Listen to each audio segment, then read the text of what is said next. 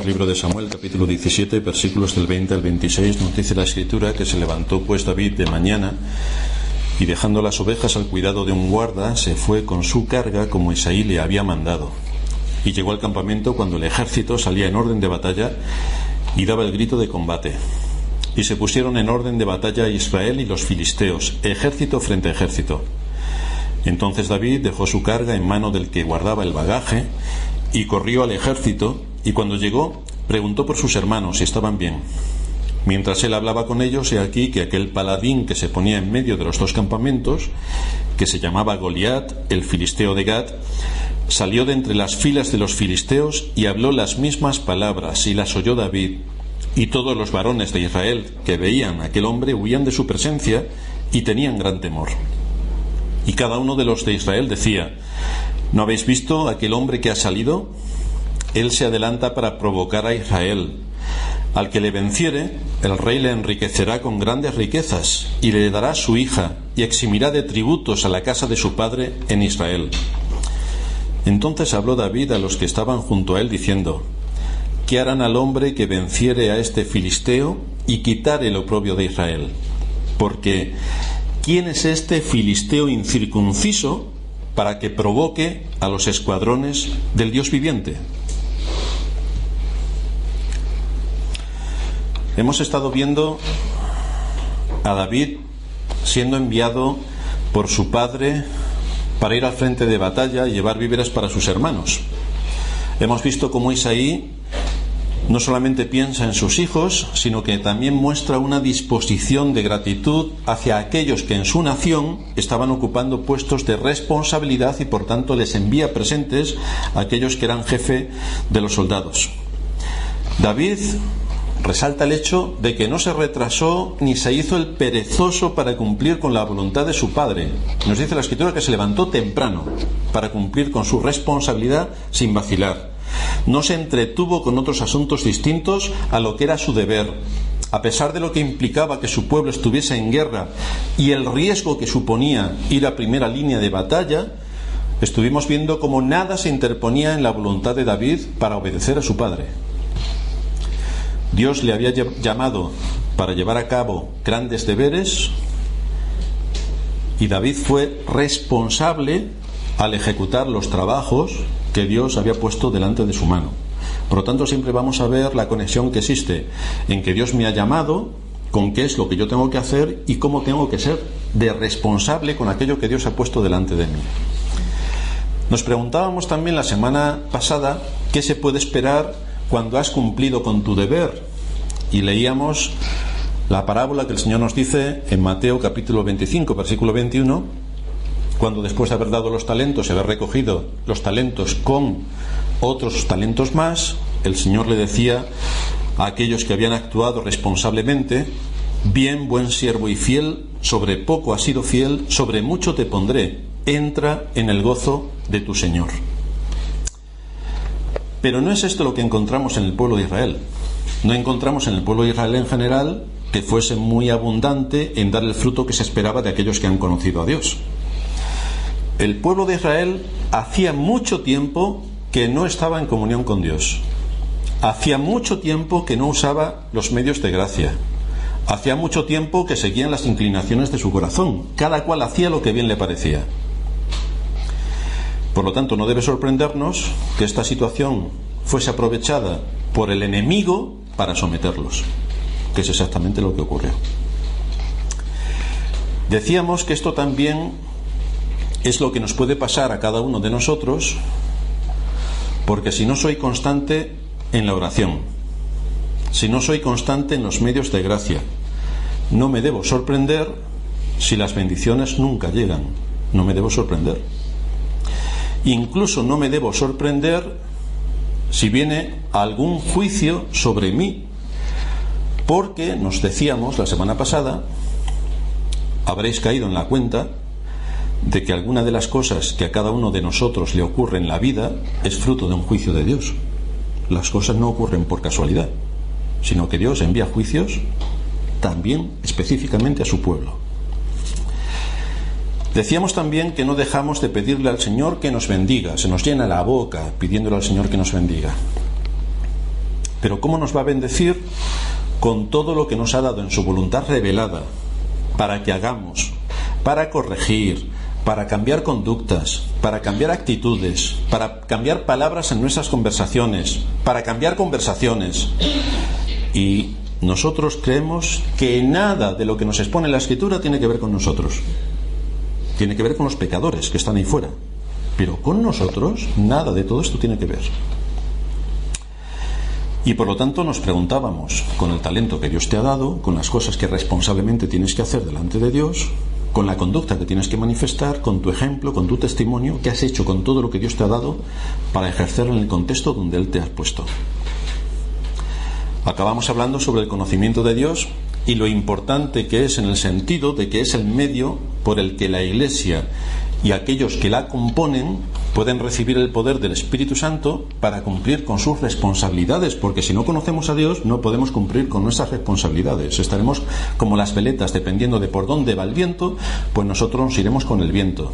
Pero nosotros tenemos la Biblia y tenemos a Cristo, que es la roca, por lo tanto no nos podemos dejar mover dependiendo de cómo suena y de cómo sopla el viento. Dice Calvino en cuanto al tema del conocimiento: del conocimiento de Dios como soberano fluyen la confianza en Él y la obediencia. El creyente sabe que Dios es el autor de todo bien. Si alguna cosa le aflige, si alguna cosa le falta, al momento se acoge a Él esperando que le ampare. Y porque se ha persuadido de que Él es bueno y misericordioso, con plena confianza reposa en Él y no duda de que en su clemencia siempre hay remedio para todas sus aflicciones y necesidades. A pesar de todo, no se atemoriza con su juicio. Y también entiende que pertenece a la gloria de Dios dar a los impíos y perversos el castigo que merecen, así como a los justos el premio de la vida eterna. Pero Calvino está exponiéndonos ante la idea de que conociendo a Dios sabremos cómo afrontar las situaciones que nos sobrevienen. Y esto es lo que está haciendo aquí David en la historia que hoy nos ocupa. Vamos a dividir nuestro pasaje en 3 puntos. Vamos a ver en primer lugar un hombre responsable y valiente, y estamos hablando de un joven. Vamos a ver en segundo lugar un hombre que no negocia con la fe, y vamos a ver en tercer lugar un hombre que identifica al enemigo. Así que vamos a ver en primer lugar este hombre responsable y valiente, que es un ejemplo para todos nosotros. No olvidamos que David era de una aldea de Belén, una aldea llamada Belén, una aldea. Pero aunque era un aldeano, no era tonto. Aunque era un aldeano, no era inculto. No. Por venir de cuidar a las ovejas, no pertenecía a la clase social baja e inculta. No. Ya hemos leído acerca de la valoración que lejos de su hogar tenían de él y cómo era reconocido por su valor y su prudencia. Esto es de buen testimonio. Su valor y su prudencia.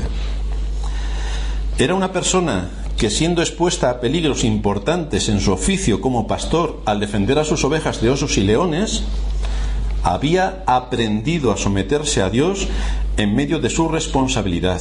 No huyó de sus responsabilidades, no. Tomó sus responsabilidades y fue consecuente.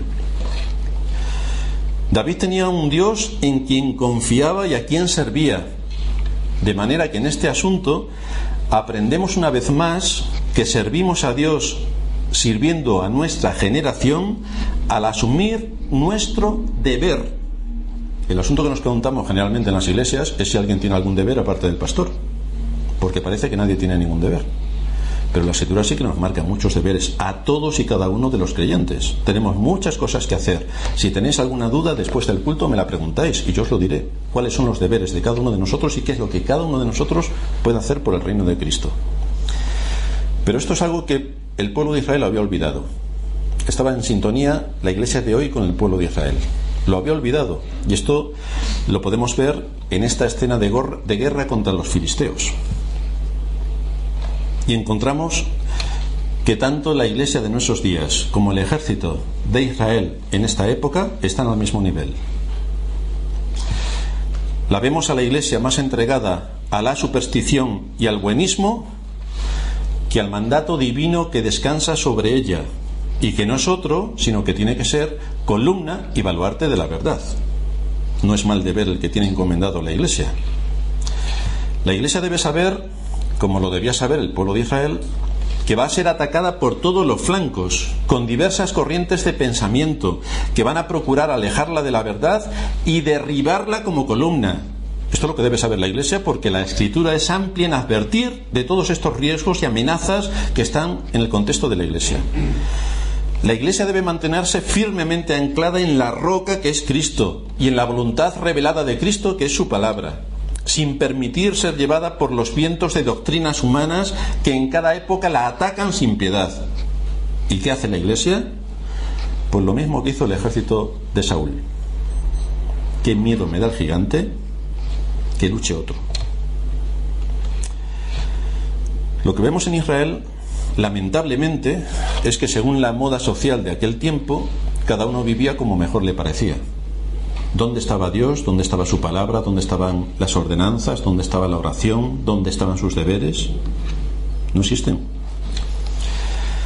No podemos decir, por tanto, que había mucha diferencia entre los israelitas y los filisteos en cuanto a su conocimiento de Dios, porque los dos están haciendo lo mismo.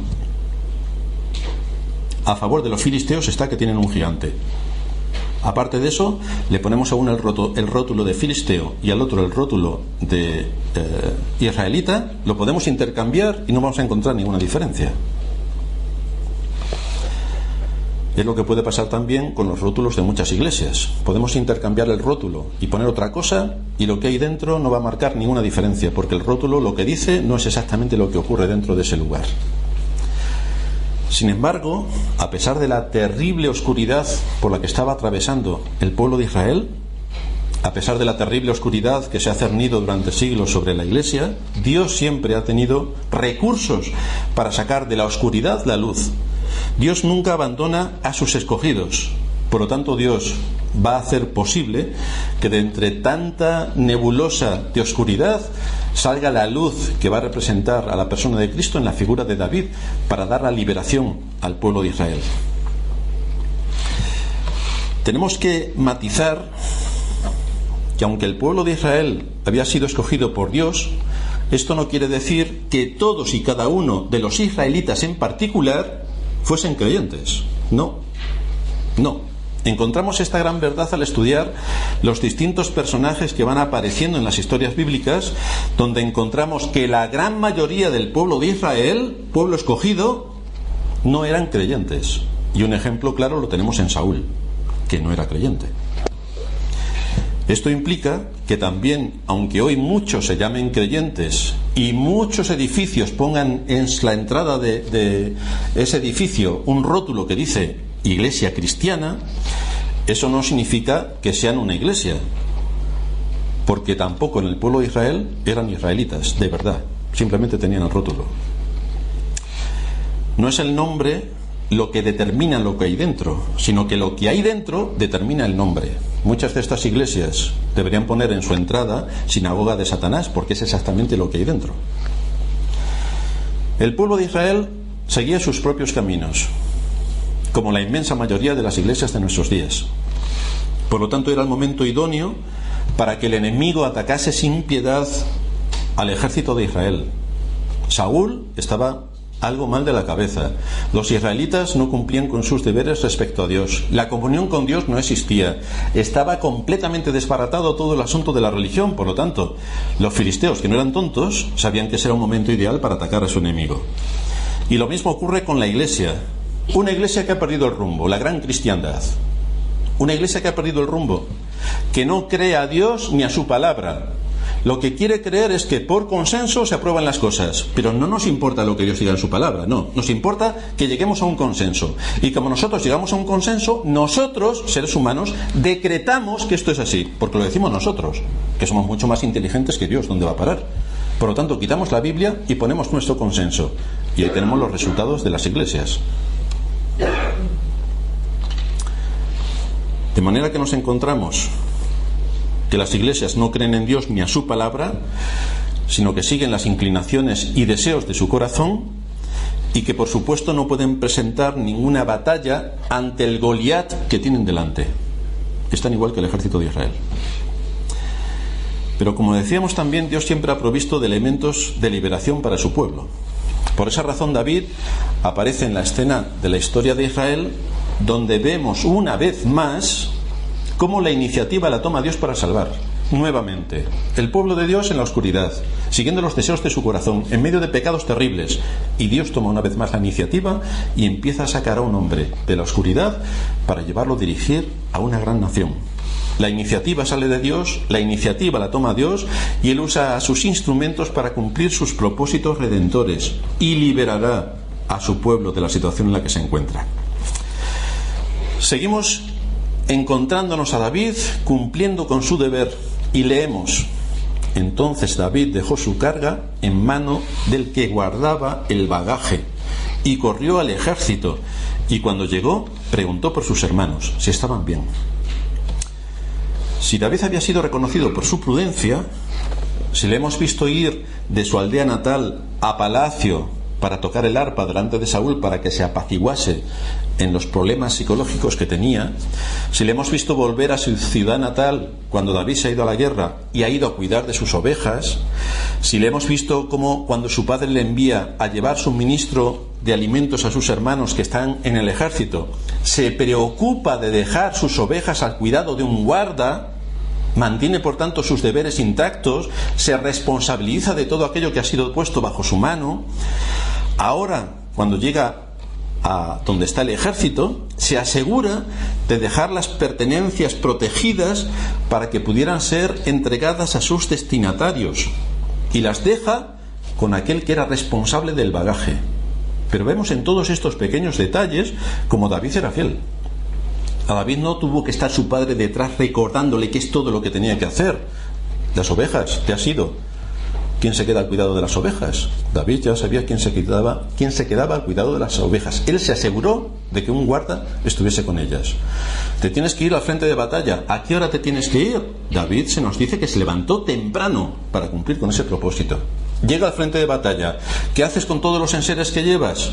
David se asegura de que queden bajo buen recaudo al entregarlas al que guardaba todo el bagaje.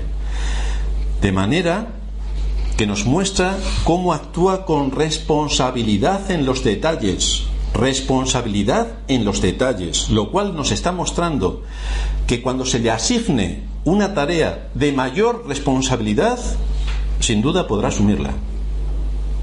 Si tú le dices a alguien que haga algo y no lo hace, no se lo digas 2 veces, olvídate. Pero si tú le dices a alguien que haga algo y hace eso y se preocupa de que todo eso esté protegido y busca y mira todas las cosas que pueden incidir para que aquello esté en el lugar que le corresponde, esa persona es de fiar. Le puedes entregar lo que quieras, porque quien es fiel en lo poco es fiel en lo mucho. Ahora, quien no es fiel en lo poco, en los detalles, quien no es fiel en los detalles, no le dejes nada, porque será tu ruina. Y eso pasa también en la iglesia. Hay muchos detalles que cubrir. Hermanos, quien no es fiel en lo poco, que no se preocupe, que no va a tener absolutamente nada que hacer en la iglesia. Porque en la iglesia es una dinámica que lleva mucha responsabilidad. Y si uno no es capaz de cumplir una responsabilidad en lo poco, esto incide en toda la marcha de la iglesia y a todos los niveles. De manera que si tú tienes una tarea en la iglesia y la cumples con fidelidad, serás de bendición a otros. Si no la cumples con fidelidad en tiempo y forma, serás una carga y de mal testimonio al resto. Por lo tanto, tengamos todas estas cosas en cuenta para que no nos sorprendan el que los hermanos piensen esto o lo otro de nosotros, porque es una responsabilidad que todos nosotros tenemos. Queremos que Dios nos bendiga, pero Dios nos bendice con la suma del trabajo que todos nosotros hacemos. Es de la mayor importancia que hagamos aquello que se espera de nosotros en el cumplimiento de nuestras responsabilidades, porque es la única forma en la que podemos ser de beneficio a otros, podemos ser de testimonio y podemos edificar la iglesia. Pero la iglesia, hermanos, no la edifica el pastor, la edificamos todos, cada uno en el lugar donde el Espíritu Santo le ha puesto. Pero el Espíritu Santo le ha puesto en algún lugar, por lo tanto, en ese lugar que te ha puesto, tienes que hacer lo que se espera de ti en la función que ocupas dentro del cuerpo de Cristo. No podemos asumir deberes y no cumplirlos en tiempo y forma. Esto no es mañana, ya lo haré mañana. No, hermano, si tienes un deber, lo tienes que hacer ahora mismo, no mañana. Las responsabilidades se deben llevar a cabo de forma inmediata. Esto es lo que se espera de nuestros trabajos. Si nuestro jefe se acerca y nos dice hay que hacer esto, imagino que a nadie se le ocurre decirle ya lo haré cuando tenga tiempo libre, el mes que viene o después, porque el mes que viene o después estaremos en el desempleo. Entonces, si en el trabajo esto ocurre y somos responsables y buscamos todos los medios para dar valor a nuestra empresa, para hacer eficaz nuestro trabajo y para ser de testimonio, ¿hay alguna razón por la que en la iglesia esto no funciona así? ¿Hay alguna excusa? Trabajamos para el Rey de los Cielos. ¿Hay alguna excusa para que, como no nos importa y el Rey de los Cielos no nos va a leer la cartilla en ese mismo instante, podemos pasar absolutamente de todo lo que tengamos que hacer? Es también lo que ocurre en medio de nuestras familias. Las mamás tienen que tener las cosas preparadas para sus hijos. No le dicen a su hijo o a su hija, ya, si eso, la semana que viene prepararé la comida. No, la comida tiene que estar preparada a sus horas. No esta noche, sino a sus horas. Es lo que también ocurre en medio de nuestras relaciones sociales. Tenemos que ser responsables con aquellos compromisos que adquirimos con la gente que nos rodea. Y eso es lo que esperamos también que ocurra en la iglesia. Y por supuesto, eso es lo que esperamos en nuestra comunión con Dios. Nuestra relación con Dios está basada en una comunión continua con Él. Eso es lo que esperamos. Mientras él hablaba con ellos, dice el versículo 23 de este capítulo 17, he aquí que aquel paladín que se ponía en medio de los dos campamentos, que se llamaba Goliat, el filisteo de Gat, salió de entre las filas de los filisteos y habló las mismas palabras, y las oyó David, y todos los varones de Israel que veían a aquel hombre huían de su presencia y tenían gran temor. Qué ejemplo de ejército. Así que tenemos un ejército de un gran país que ante la presencia del enemigo huye despavorido. Nos encontramos a soldados atemorizados. Claro, uno se podría plantear, ¿y los soldados cuando van a la guerra, qué es lo que se esperan encontrar en la guerra? ¿Hacer macarrones? ¿Irse a recoger florecillas silvestres? ¿O a qué van a la guerra? Y nosotros, hermanos, que estamos en medio de una guerra, ¿cómo interpretamos y qué creemos que es lo que nos pasa en la vida? Cuando empezamos a contar nuestras 1000 tribulaciones, ¿qué esperamos en la vida? ¿Qué esperamos recibir en la vida? Ya hemos comentado anteriormente por qué razón estaban los del ejército de Israel, los del ejército de Saúl, en este estado. Estaban en este estado por la absoluta separación con Dios. No estaban fuertes en Dios, por lo tanto, no podían estar fuertes contra los enemigos de Dios, ni presentar batalla de ningún tipo. Ahí nos podemos encontrar como creyentes. Dice John Owen, muchos creyentes han cedido ante la pereza, la negligencia o alguna otra tentación. Si no sabes nada acerca de estas experiencias, pudiera ser que tu alma nunca haya estado en una condición sana y fuerte. Hay algunos que viven en toda clase de pecados. Si les hablas acerca de su conducta pecaminosa y su necesidad de ser restaurados, te tratarán como hicieron con Lot sus yernos. Nos dice la Escritura, mas parecía a sus yernos como que se burlaba, les estaba exhortando y los otros lo interpretaban como se estaba riendo de ellos. Tales personas deberían preguntarse a sí mismas si realmente han conocido algo de la gracia de Dios. O pudiera ser que estés dormido con un sentido falso de tu propia seguridad. Entonces eres como la iglesia de la Odisea, la cual dijo que no necesitaba de ninguna cosa y no sabía que era una desventurada, miserable, pobre, ciega y desnuda. ¿Se podría decir de nosotros que nos hemos cansado de Dios, como ocurrió con muchos de su pueblo antiguo? Dice el libro de Isaías 43:22, no me invocaste a mí, oh Jacob, sino que de mí te cansaste, oh Israel. Tenemos una gran necesidad de velar y orar. Miles de cosas en los quehaceres ordinarios de la vida resultan en un cansancio natural que nos impide avivar la gracia que Dios nos ha dado.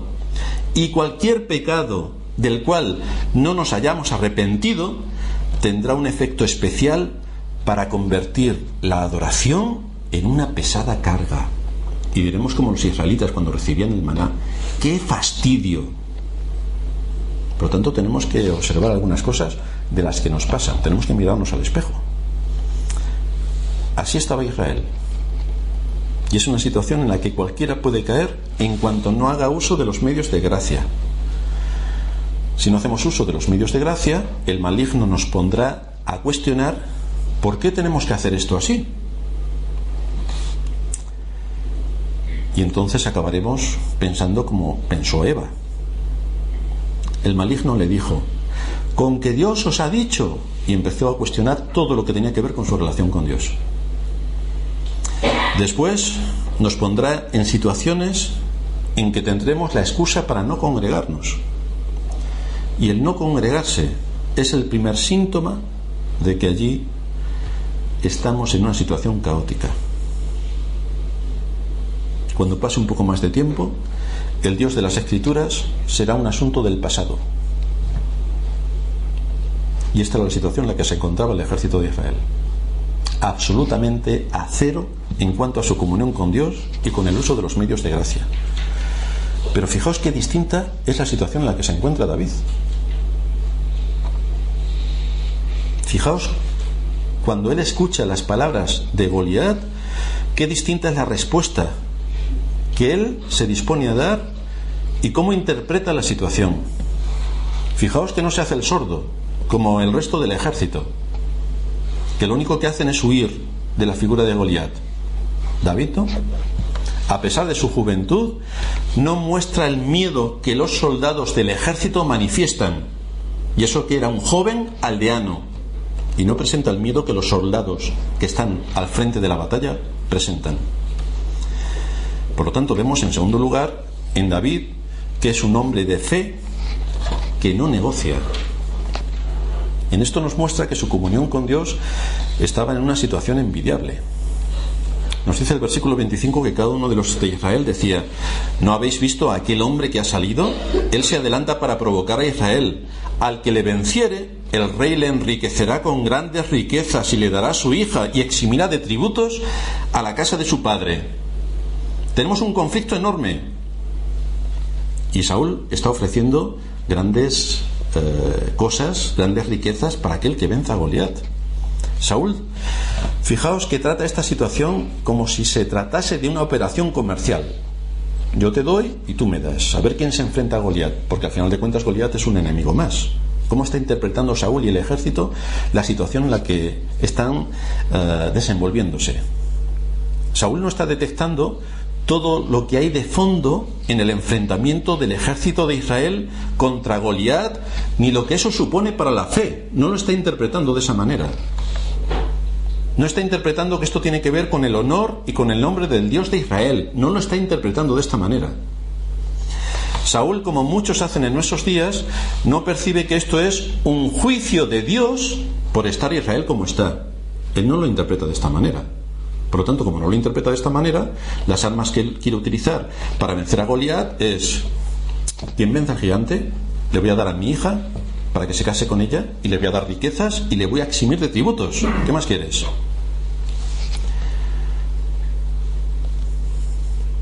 Pero aquí no se trata de comerciar y darle riquezas a alguien para que se enfrente al enemigo. Lo que Saúl debería haber hecho es un reconocimiento de la situación en la que se encontraba Israel, porque él era su alto dignatario, y llevarles al arrepentimiento por sus pecados y para ponerse en comunión con Dios. Pero no interpretó nada desde la perspectiva de la fe. La interpretó absolutamente todo desde una perspectiva completamente mundana. Por eso ya hemos dicho en muchas ocasiones que los problemas y los juicios nos sobrevienen en muchos casos porque no tenemos identificado al enemigo y actuamos igual que Saúl, todo desde la perspectiva de una mente mundana, y no vemos que hay otras cosas detrás que no estamos analizando. Por lo tanto, actuamos como si las cosas no fueran con nosotros. Saúl pensaría: bueno, esta es una batalla más dentro de las batallas que Israel en este contexto y en este tiempo tiene que luchar, pero no lo estaba interpretando correctamente. Y cuando nosotros actuamos igual que David, igual que Saúl, Nos quedamos perplejos por cómo Dios nos trata, cuando resulta que lo está haciendo para advertirnos seriamente de nuestra condición, para que nos volvamos a Él con arrepentimiento y con fe. Pero no lo hacemos porque creemos que se trata de otra cosa, que son cosas normales que ocurren en el mundo, y tomamos la actitud que Saúl nos presenta en esta escena. Y entonces el juicio de Dios cae sobre nosotros. Si no tenemos identificado al enemigo y si no nos ponemos a analizar nuestras situaciones, desde luego no vamos a ningún sitio. Este es un asunto importante sobre el que debemos meditar.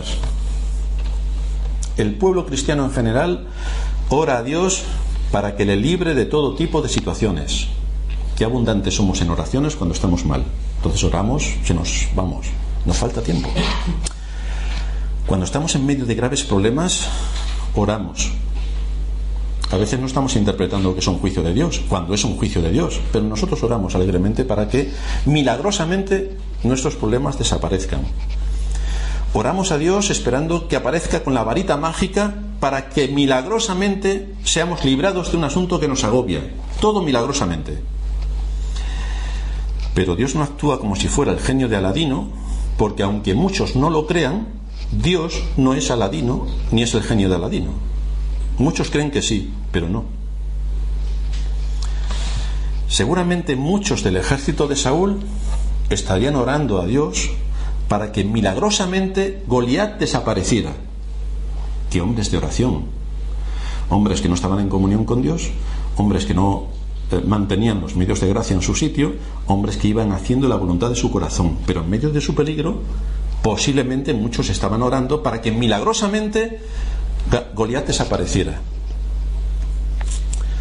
Pero hermanos, ¿cuántos aparecen en esta escena que estén orando a Dios para que les diese fuerza y valor en la batalla en las que ellos deberían luchar contra sus enemigos? ¿Dónde están los textos que nos dicen cuántos soldados se pusieron de rodillas a orar a Dios con integridad de corazón para que le diese fuerza y luchar contra el enemigo en la batalla? ¿Cuántos? No aparece ninguno. Y esta es una pregunta que tú, como cristiano, debes hacerte para saber si descansas en las supersticiones del mundo evangelicoide que nos rodea o descansas en el Dios vivo y verdadero.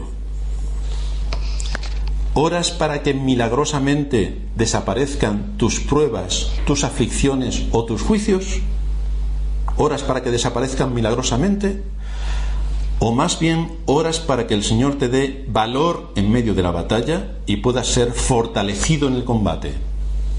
Porque es distinto.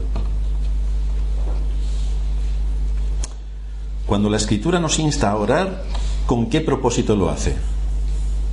Lo hace para que salgamos milagrosamente de los problemas en los que en muchos casos nosotros mismos nos hemos metido por seguir el deseo de nuestro corazón, por satisfacer nuestro egoísmo o por alimentar nuestro orgullo.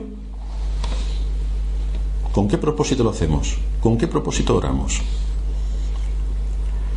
Fijaos lo que nos dice Pablo en Efesios 6:18, el texto que leíamos en la introducción. Orando en todo tiempo, con toda oración y súplica en el Espíritu. Nos caben bastantes dudas de que el pueblo de Israel y el ejército estuviese con esta actitud. Velando en ello con toda perseverancia y súplica por todos los santos y por mí, a fin de que al abrir mi boca me sea dada palabra para dar a conocer con denuedo el misterio del Evangelio, por el cual soy embajador en cadenas, que con denuedo hable de él como debo hablar. ¿Cuál era la petición del apóstol Pablo en medio de una batalla en la que estaba? Ser librado milagrosamente de sus prisiones. Podía Pablo decir: Señor, ya que libraste a Pedro de las prisiones y vino un ángel y lo sacó, yo también quiero. Pero Pablo no está orando en ese término. Su petición era tener fuerza y valor para continuar en la batalla de la fe anunciando el Evangelio. Pablo estaba pidiendo que el Señor le diese fuerza para que hable con denuedo en medio de sus prisiones. Pablo se pasó más tiempo encarcelado que libre. Y le estaba pidiendo al Señor no que le liberase de las prisiones, sino que le diese fuerza en las prisiones. Sin embargo, a pesar de las muchas veces que las Escrituras son reiterativas en este asunto, los cristianos en general siguen con su mantra de peticiones milagrosas y supersticiosas. Se ora para que otra persona se sane. Tiene cáncer terminal o tiene 90 años y se ora: Señor, sana a esta persona. Señor, si tiene 90 años, sana a esta persona. Tú puedes. Claro que el Señor puede hacer eso, y también te puede quitar la insensatez que tienes en tu mente si te dedicases a estudiar su palabra. También lo puede hacer. Y posiblemente, si te dedicas a estudiar su palabra, el Señor te bendiga dándote una mente sana. Señor, dame riquezas para que así pueda dar el diezmo a tu obra. Luego el Señor le da riquezas y se queda el Señor sin diezmo. Señor, que tenga yo una salud como una chica de 20 años. Señor, para que este problema me sea quitado. Sin embargo, no encontramos en las oraciones que generalmente hace el pueblo de Dios que pida consuelo en medio de la aflicción, que pida valor en medio de la batalla, que pida sabiduría en medio de las pruebas y que pida perdón en medio de los juicios divinos que sobrecaen. Esto no existe. Solo queremos al Dios de la varita mágica, pero este no es el Dios de las Escrituras. Siempre se ora para que aparezca el genio de Aladino, pero Dios no actúa así. Un gran ejército frente al gigante Goliat. ¿Estaban orando? Y si estaban orando, ¿cuál sería su oración? Porque sin duda estarían diciendo: Señor, haz que el gigante se muera, que se atragante, y así se muere y ya hemos ganado la batalla. Pero fijaos que David no estaba en esta línea. David ha identificado lo que está ocurriendo. Por eso se nos dice en el texto: entonces David habló con los que estaban junto a él, diciendo: ¿qué harán al hombre que venciera al filisteo y quitare el oprobio de Israel? Ya empieza a identificar qué es lo que está pasando. Y añade: ¿quién es este filisteo incircunciso para que provoque a los escuadrones del Dios viviente? Por lo tanto, lo que nuestros ojos pueden ver es un ejército de cobardes. Y aquí lo que David está interpretando es que es un ejército del Dios viviente, y que la pelea es una pelea por el honor y por el nombre de Dios, cosa completamente distinta a la interpretación que le estaba dando Saúl. David estaba identificando al enemigo, mientras que los soldados estaban muertos de miedo y orando para que algo milagroso ocurriera que acabase con la vida de Goliat. ¿Cuál sería la oración de David? Seguramente: Señor, dame fuerza para la batalla. Dame fuerza para la batalla. Unos esperarían a que la solución viniese de fuera y no se tuvieran que exponer al peligro. Qué cómodo, que se mueran los enemigos. Pero David confía en que Dios le dará a él la fuerza para defender el nombre del Santo de Israel. Ahora miremos la comunión del ejército de Israel y miremos la comunión que tiene con Dios David. Y entonces vamos a ver por qué unos actúan de una manera y otros de otra. Unos miran egoístamente su situación. David mira el honor de Dios a quien sirve sin mirarse a sí mismo. Mira el honor de Dios. ¿Quién es este filisteo incircunciso para que provoque a los escuadrones del Dios viviente? Esta es la interpretación de la situación en la que se encuentra, que está dando David. La pregunta que nos queda es: en medio de tus pruebas, aflicciones o juicios, ¿cuál es tu oración? ¿La del ejército de Saúl o la de David? ¿Cómo te acercas a Dios? Goliat, todos sabemos que representa al gran enemigo de la Iglesia, pero debemos tenerlo identificado para usar las armas adecuadas. Ya hemos dicho en muchas ocasiones que el principal problema que tiene la Iglesia es que no ha identificado su enemigo, y por lo tanto el enemigo campa a sus anchas en la vida de los creyentes y en la vida de la Iglesia, porque no interpreta que estamos en medio de una lucha terrible. Lo interpreta como Saúl, que todo se puede comprar con dinero y que es un asunto que, bueno, más o menos podemos salir adelante. Saúl, le vemos aquí que ofrece a alguno de sus soldados que se enfrente a tan poderoso enemigo a cambio de bienes materiales. Evidentemente todos valoran más su vida que las riquezas, de manera que no hay ningún voluntario. Ningún voluntario. Es David el único que entiende que esto es un asunto de fe. Es David el único que entiende que se está poniendo en entredicho el nombre de Dios y su gloria. Y esto es lo que le incita a la acción. En ningún caso le llama la atención los bienes materiales que el rey anuncia. No lo hace con ese propósito. Vemos cuál es su verdadera motivación para cumplir su deber, y es que el nombre de Dios esté en su sitio. Esa es su motivación. No le motiva el dinero, ni la fama, ni que le quiten los impuestos. Le motiva el nombre de Dios.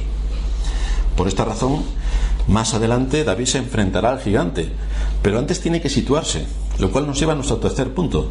Es un hombre que tiene que conocer el terreno, es un hombre que tiene que identificar al enemigo, y eso es lo que hace. David se va a preocupar en obtener información sobre la situación que hay en el campo de batalla. No va corriendo y se enfrenta directamente con Goliat porque él es Superman. No. Él ya viene de una escuela anterior que ha aprendido muchas cosas, y él tiene que hacer un reconocimiento de la situación en la que se encuentra. Es decir, es un hombre que actúa con sabiduría. Muchos de los creyentes que nos encontramos hoy en día actúan por fe, que quiere decir que son unos insensatos retomados. Pero aquí a David le vemos actuar con sabiduría, actúa con la fe que le ha sido dada, pero con sabiduría. Así que se preocupa por obtener información sobre la situación que hay en el campo de batalla, y se dispone a recopilar los datos para conocer sobre el terreno lo que está ocurriendo, lo cual nos evidencia que David tenía el reconocimiento que otros tenían de él, de su prudencia. Aquí se manifiesta una vez más. Ha identificado al enemigo, ha detectado que el nombre de Dios está siendo deshonrado y quiere saber cuál es la situación que se presenta en el campo de batalla. Y esto es lo que también se demanda de nosotros, que identifiquemos a nuestro enemigo. Por lo tanto, nos preguntamos, ¿invertimos tiempo en detectar la situación que nos rodea? ¿La analizamos? ¿Nos hacemos una idea correcta de dónde nos estamos moviendo? ¿Qué es lo que ocurre a nuestro alrededor? ¿Por qué pasan las cosas que pasan? Porque nada pasa por casualidad. Por lo tanto, si nada pasa por casualidad, yo me tengo que preguntar, las cosas que pasan a mi alrededor, ¿por qué pasan? Y tengo que ver si es una prueba que Dios me manda, es una aflicción, o es un juicio que Dios me manda para corregir una conducta. Lo tengo que analizar. ¿Invertimos tiempo en analizar esta situación? Fijaos que resalta en toda esta historia el hecho de que David ha cumplido con todas sus responsabilidades. Ha hecho cada cosa como debía. Está en comunión con Dios. Está en comunión y en paz consigo mismo. Por lo tanto, todo esto le da confianza para seguir su camino. Nada se queda suelto ni al azar, ni a ver qué es lo que pasa. No. David tiene todo atado.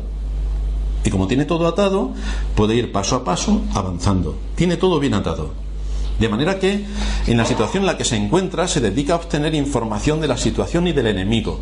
Y lo que detecta, entre otras cosas, como hemos dicho, primero, es que el ejército es un ejército de cobardes. Dios está ausente del corazón de aquellos que debían defender el honor de Dios. Está ausente por completo.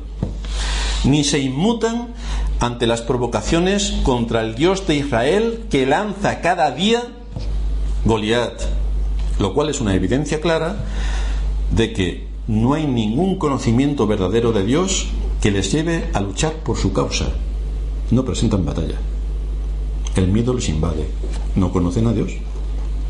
Simplemente se dejan arrastrar por las circunstancias y sus sentimientos. Valiente ejército. Pero es exactamente una copia de lo que hace la Iglesia en general de nuestros días. Se dejan llevar por las circunstancias y los sentimientos, de manera que acaban como el ejército de Saúl, un ejército de cobardes, que es exactamente lo que son, un ejército de cobardes.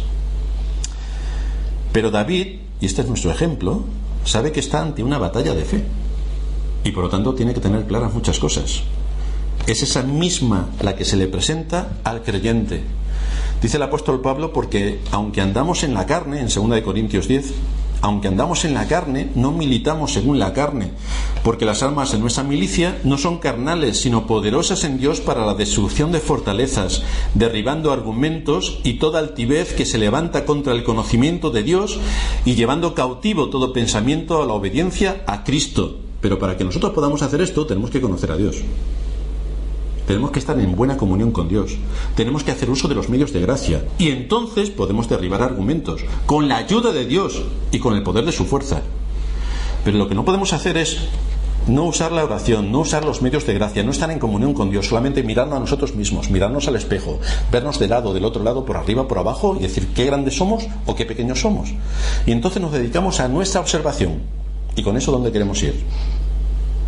Porque si solamente nos miramos a nosotros mismos, difícilmente podemos andar. Las fortalezas se levantan con altivez en contra del conocimiento de Dios. Ese es nuestro gigante. Es responsabilidad de la Iglesia y del creyente estar equipado como David para presentar batalla. Es responsabilidad de cada uno de nosotros. Y únicamente lo podemos hacer si mantenemos una buena comunión con Dios, en base a un conocimiento correcto de su voluntad revelada. Por eso nos exponemos a las predicaciones de su palabra. Por eso en el día del Señor somos expuestos al alimento de su palabra, para que nuestra mente se vaya moldeando al conocimiento al que nos exponen las Escrituras. Por eso abrimos las Escrituras y no nos juntamos nosotros para ver qué nos apetece hacer. No, nos apetece hacer lo que la Escritura diga que tenemos que hacer, no lo que nosotros digamos que tenemos que hacer. Por eso somos expuestos a las Escrituras. Tenemos que moldear nuestra mente a las Escrituras. Son ellas las que nos tienen que modelar. No somos nosotros las que tenemos que modelar a las Escrituras. Sea Dios veraz y todo hombre mentiroso. Venimos a ponernos delante de Dios para que nos enseñe. Si el conocimiento de Dios es deficiente y la comunión con Dios es inexistente, es imposible que alguien que se llama cristiano venza al enemigo. Imposible. Es lo que podemos ver con el ejército de Saúl. ¿Cómo pueden vencer al enemigo? Imposible. No hay absolutamente nada que hacer para obtener la victoria. Lo que tenemos en sus filas es miedo y cobardía. Mejor unirse al ejército de los filisteos, que por lo menos llevan a un gran gigante que les va a librar de todas las batallas. Mejor nos vamos al ejército enemigo. Y eso es lo que muchos en la iglesia de nuestros días hacen. Ponen en sus edificios, como hemos dicho 1000 veces, el rótulo de iglesia: somos Israel, pero realmente dentro está el ejército filisteo con Goliat a la cabeza. No somos iglesia, somos sinagoga de Satanás, porque Satanás campa a sus anchas tranquilamente en aquellos lugares que se llaman iglesias, pero no adoran al Dios de las Escrituras, se adoran a sí mismos, miran para sí mismos, son grandes en sí mismos, y Dios por lo tanto está fuera. ¿Quién es este filisteo incircunciso para que provoque a los escuadrones del Dios viviente? El comentario que David hace sobre el filisteo nos muestra el punto de vista válido para David y sobre el que ninguno de los que estaban allí presentes había hecho ninguna mención. Nada. Ni Saúl, ni ninguno de sus generales, ni nadie de los soldados de su ejército tenían esa misma perspectiva de la realidad. Por lo tanto, su punto de vista de la batalla era completamente opuesto al que había interpretado David.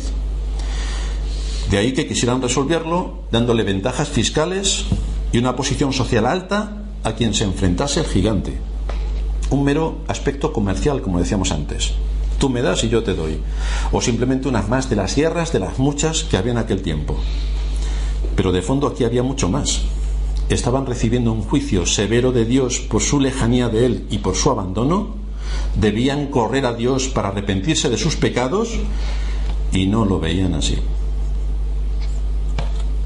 Por lo tanto, David define la situación de una manera brillante. ¿Quién es este filisteo incircunciso? ¿Quién es este filisteo incircunciso? Esta es la visión que David tenía de la batalla. No interpreta que había dos ejércitos enfrentados, sino que alguien alejado del pacto de Dios estaba provocando al pueblo de Dios de una manera soez. Era algo provocativo. Por eso es importante identificar al enemigo. Si no podemos identificar al enemigo, ¿cómo podremos luchar contra él? Y si no podemos luchar contra él, tenemos la absoluta seguridad de que nos vencerá. Si actuamos como Saúl, reducimos esta situación a algo que es completamente irreal y no podemos vencer. Como de hecho no tenía ninguna posibilidad de vencer el ejército de Israel, ninguna posibilidad. Y la pregunta que debemos hacernos es: ¿dónde estamos nosotros? Se nos insta en las Escrituras a que tomemos las armas de la fe, que nos esforcemos en identificar al enemigo en las situaciones que nos rodean, situaciones a las que estamos expuestos cada día. Hay multitud de situaciones que están a nuestro alrededor. Por eso nos dice Pablo: vestíos de toda la armadura de Dios para que podáis estar firmes contra las asechanzas del diablo. Claro que como nadie ve que hay asechanzas, pues la gente vive tan tranquilo, especialmente los cristianos. Por eso cada uno se tiene que preguntar: primero, ¿he identificado al enemigo? Las cosas que me pasan, ¿he identificado por qué me pasan? ¿He identificado si es un juicio de Dios o es una prueba? ¿Lo he identificado? Luego, me tengo que preguntar: ¿me he equipado con la armadura de Dios para la lucha que cada día se presenta? Una lucha diaria. Y luego me tengo que seguir preguntando: ¿puedo decir que estoy realmente luchando? Porque si no estás luchando, no te preocupes. Dedícate a otra cosa. Porque es que estás muerto. Si no luchas es que estás muerto. Porque estamos en medio de una batalla. Y en medio de una batalla los soldados están luchando. Están alerta. Están velando. Pregúntate, si estás luchando, ¿cuáles son tus armas? Y desde luego, si sabes contra quién luchas. O das palos al aire. Sacas la espada y empiezas a bandear la espada al aire. La enseñanza de Pablo, desde luego, no nos deja lugar a dudas sobre lo contundente y continuo de la batalla. Nos insta a que tenemos que luchar, porque si no luchamos cada día, la carne y el mundo irán ganando terreno, como ganó terreno en el ejército de Israel. Irán mostrando sus frutos en nuestras vidas, como nos muestra la evidencia del lamentable estado en el que se encontraba el ejército de Israel.